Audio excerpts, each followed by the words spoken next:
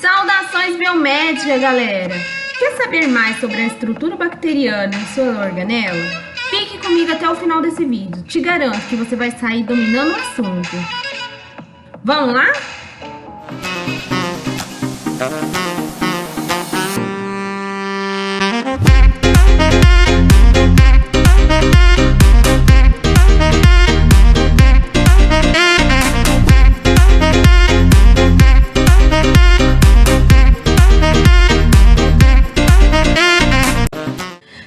Antes de começar, não se esqueça de se inscrever no canal e deixar seu joinha, ok?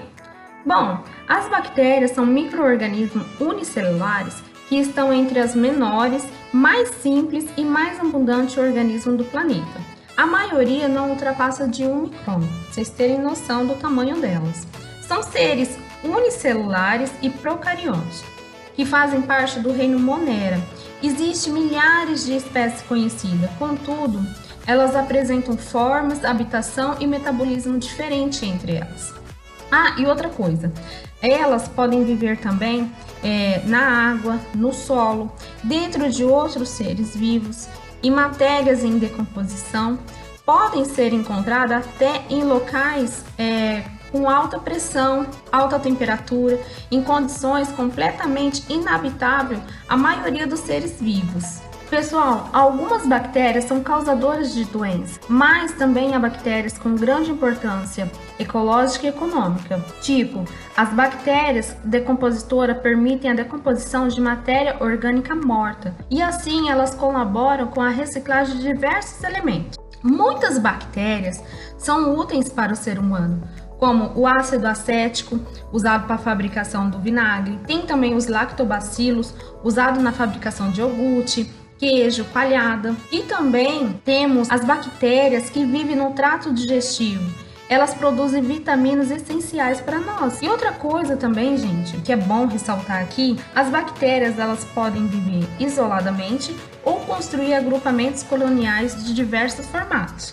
Mas isso daí já é um assunto para o próximo vídeo, tá? Bom, vamos nos aprofundar aqui falando sobre as estruturas bacterianas. Bom, a célula bacteriana é procariótica. Ela não possui organela membranárias, nem DNA organizado como nos verdadeiros cromossomos de células eucariotas. Ela é formada basicamente por material genético, citoplasma, ribossomo, membrana plasmática, parede celular e em alguns casos encontramos produção de cápsula. Então, por se tratar de uma célula procariótica, seu material genético fica disperso no citoplasma, sendo então constituído por uma molécula circular de DNA chamada nucleóide. Esse nucleóide consiste em uma única grande molécula de DNA com proteínas associadas e sem delimitação por membrana. Portanto, pessoal, não existe um núcleo formadinho como as outras células, tá? A célula eucariótica. E o seu tamanho vai variar de espécie para espécie. E além dos nucleóides, pode haver também moléculas adicionais de DNA circular, que são os plasmídios. Esses plasmídios, eles são pequenas moléculas de DNA circular que coincidem com o nucleóide. São, geralmente, trocadas na conjunção bacteriana. O que acontece é o seguinte, gente, esses plasmídios, nele contém genes de resistência e esses genes vai ajudar as bactérias na defesa contra a ação do antibiótico. Também estão espalhados cerca de 20 mil ribossomos no citoplasma bacteriano, que produzem as proteínas. Os ribossomos procariotas são diferentes das eucariotas. Através dessa diferença que se desenvolveu os antibióticos. Contudo, esses antibióticos eles só vão afetar os ribossomos bacterianos. São existentes também, pessoal, nas estruturas bacterianas, os flagelos, que se trata de uma estrutura responsável pela locomoção das bactérias, realizando um movimento como as hélices. Esses flagelos bacterianos são completamente diferentes dos flagelos dos eucariotes, tá? São existentes também nas bactérias as fíbrias. Trata-se de microfibrilhas proteicas que se estendem da parede celular em muitas espécies de bactérias gram-negativas.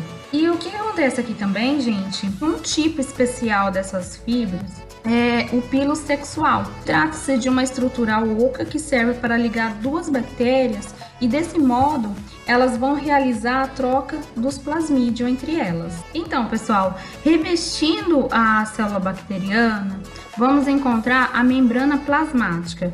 Vocês podem também conhecer como membrana celular.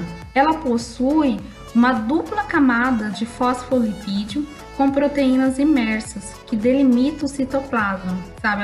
Ela vai delimitar o citoplasma. E essa membrana que define o limite da célula e mantém as diferenças essenciais entre o meio externo e o meio externo celular. Já o citoplasma é preenchido pelo hialoplasma, um líquido com consistência gelatinosa semelhante ao dos eucariotes. Nesse líquido vamos encontrar sais, glicose e outros tipos de açúcar, RNA, proteínas funcionais e várias outras moléculas orgânicas. E mais externamente, pessoal, existe um envoltório rígido, que se trata da parede celular bacteriana, ou também conhecida como membrana esquelética.